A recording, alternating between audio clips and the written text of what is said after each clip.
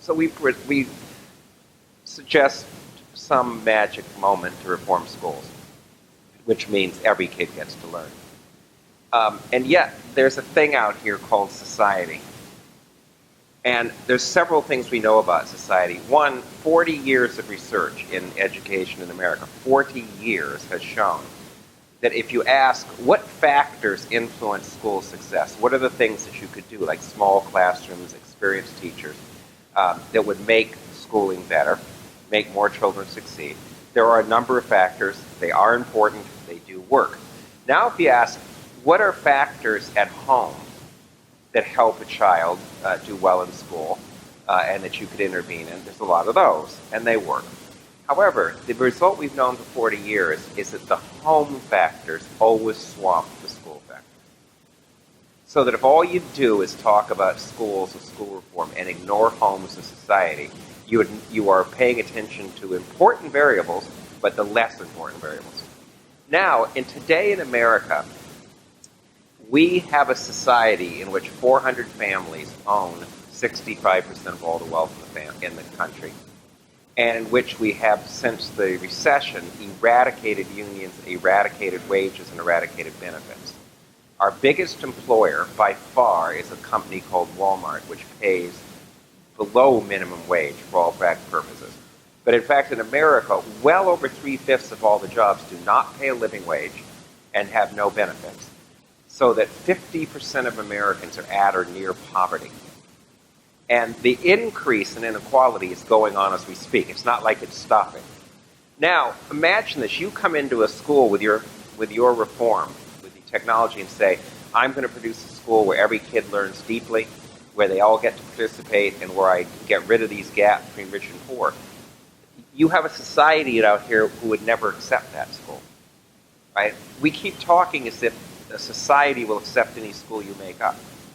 But we have skill and drill schools obsessed with punitive accountability features because the vast majority of our students will work in low-paid service work, and we have the perfect school system for the society we have. And that's why, by the way, the Gates Foundation, which represents a lot of this stuff, and the society is obsessed now that schools from kindergarten to college prepare people for work. But think what that means. You're saying we want all of our system right through college to prepare people for work when we know that we've just eradicated any good work, except for 1/5 of the people in the country. So I now see, and this is the problem with liberals, not conservatives, is we keep talking about this without talking about this. We play right into the hands of the bad guys.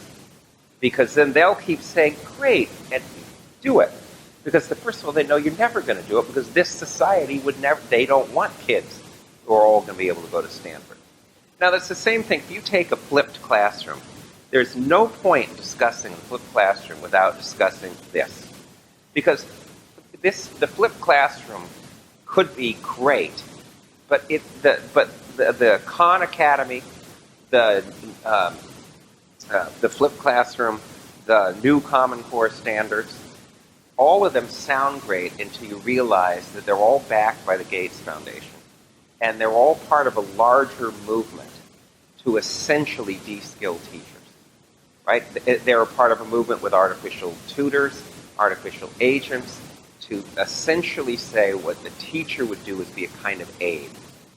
Right? To turn on the equipment or to monitor, do the homework help for the kid. So we can talk about flipped and say, is there evidence it's good or bad? First of all, we're not going to get that evidence because it's used in many different ways. But also, it could be a thing with great promise, but that promise will not be realized if its goal is to get rid of teachers. So recently in the United States, and I don't know if this has happened in Italy, it'd be crucial to know, we have the biggest and most promising change that has ever happened because we're out of money, and so school districts and states will not take physical textbooks. They're demanding the curriculum on an iPad or a pad. And what's that done is, first of all, it's made the textbook media. And so big media corporations like Robert Murdoch's News Corp now have $100 million education sections. But it also has allowed the possibility, which is happening, for groups of people to crowdsource and customize and make their own curriculum. And it's going to be multimodal, of course. It's media now. Now, that has great potential for change. But think about it. It didn't nobody suggested it. The states didn't suggest it for change. They suggested it so they don't have to fund schools and they don't have to have as many teachers, right?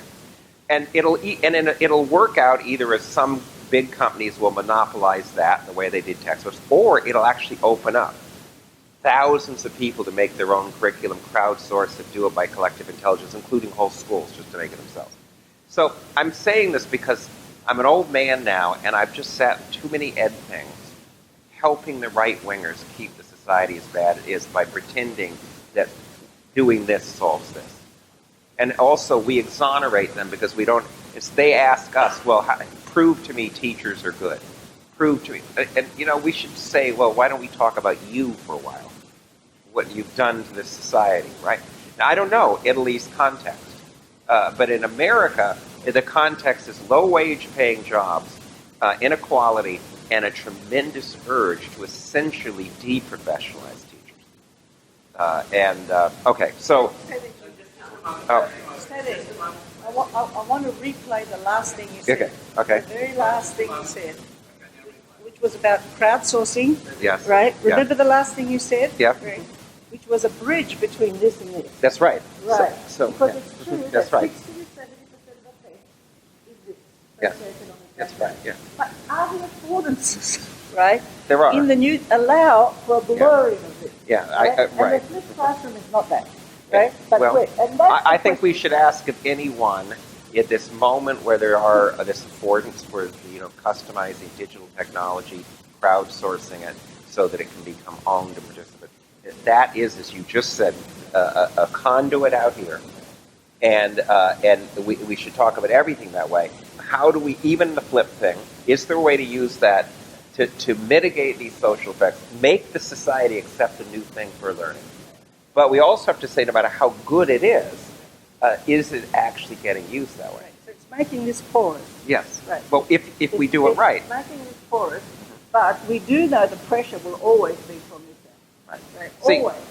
The thing that makes us non-porous in America is a phenomenon. You have it too here because you're in the global.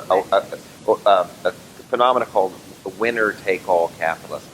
That is the idea. In the old days, when you went to get music, and there wasn't great recordings, you went to your local, whoever was your best singer. Now you can buy a recording of the best singer in the world, no matter where they are. And that's been a long-term phenomena that is just now coming to education. So keep in mind, Bill Gates, the head of the Gates Foundation, the guy who did Microsoft, he has an idea. His idea is, look, why bother to have everybody teach science? MIT is the best science place in the world, and all of their lectures are on tape and are open source. Why don't we just take their lectures and give them to everybody so that everybody gets the best education? See, think of what that would mean. That's winner take all. You won't need any science instructor. Everybody will learn the same thing from the same people. Right? I mean, that is, if you think about it, one of the most profoundly stupid ideas ever expressed. Because to him, and this is why he likes the Khan Academy, to him, the fact that teaching is a personal and interpersonal relationship is oblivion. It doesn't matter. Learning hasn't got anything to do with the fact that we've got two bodies standing here talking. So imagine, though, that we could just remove all science teachers in Italy and get somebody to turn on the television to get the MIT tapes. That's not porous. That's simply saying it's standardize everything, winner take all, and damn everybody else. And then the teacher becomes an aide. So that's my point, that I think the revolution of any group now could do is to really say we've got to reform the whole ball of wax or none of it.